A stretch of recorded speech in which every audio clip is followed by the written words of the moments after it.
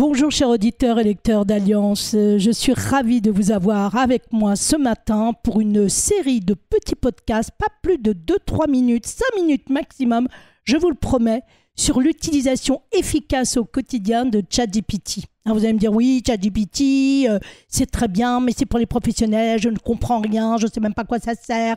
Très bien. Alors on ne va pas rentrer dans les détails parce que aujourd'hui, ChatGPT, c'est un peu comme Internet il y a environ 30 ans. Et j'étais une des pionnières, je sais de quoi je parle. On était tous frileux, on ne voulait pas en entendre parler. Je me rappelle aussi de mes premières émissions de radio.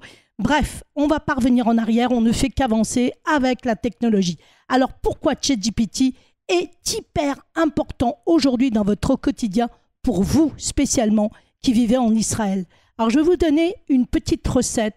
Et je pense qu'elle va beaucoup vous aider. Vous venez de passer une IRM, vous venez de passer un scanner ou je ne sais quoi, et vous avez reçu vos résultats en hébreu. Et évidemment, normalement, vous allez attendre que votre médecin, très gentiment, vous contacte pour vous expliquer avec son hébreu, dans lequel vous n'allez pratiquement rien comprendre parce que c'est comme ça. Vous êtes patient, vous n'êtes pas médecin et l'hébreu n'est pas forcément votre langue maternelle. Alors, qu'est-ce qui se passe? Qu'est-ce qu'on peut faire pour résoudre ce problème? Eh bien, très simplement, vous allez télécharger vos résultats médicaux, que ce soit donc un scanner, une IRM ou je ne sais quoi, et vous allez demander à ChatGPT dans un prompt. Un prompt, c'est-à-dire quelques mots qui donnent un ordre à ChatGPT. Vous ouvrez ChatGPT, et il y a un espace où vous pouvez écrire, mais aussi dans cet espace, il y a plusieurs fonctions, et notamment celle de pouvoir télécharger un fichier.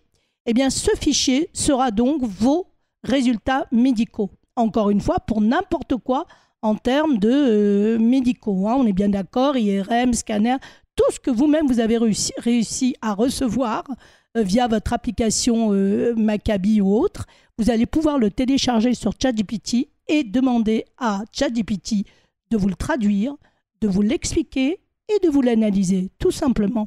Et vous allez être surpris des résultats. Qu'est-ce que ça vous donne de plus de le savoir à l'avance? Eh bien déjà de comprendre, de ne plus être anxieux, de couper court à l'angoisse ou à l'anxiété de ne pas savoir ce qui se passe pour vous. Eh bien ChatGPT est là pour vous et il va vous l'expliquer. Et vous allez être surpris du résultat. Alors voilà, ça c'est une des applications, une des utilisations que vous pouvez faire avec ChatGPT. ChatGPT peut être gratuit bien évidemment. Pour les semi-professionnels, il est un petit peu plus cher, il est à $20. Mais c'est une utilisation, on va dire une application absolument extraordinaire, mais surtout très utile pour vous, vous qui vivez en Israël et qui n'avez pas encore la maîtrise parfaite de l'hébreu.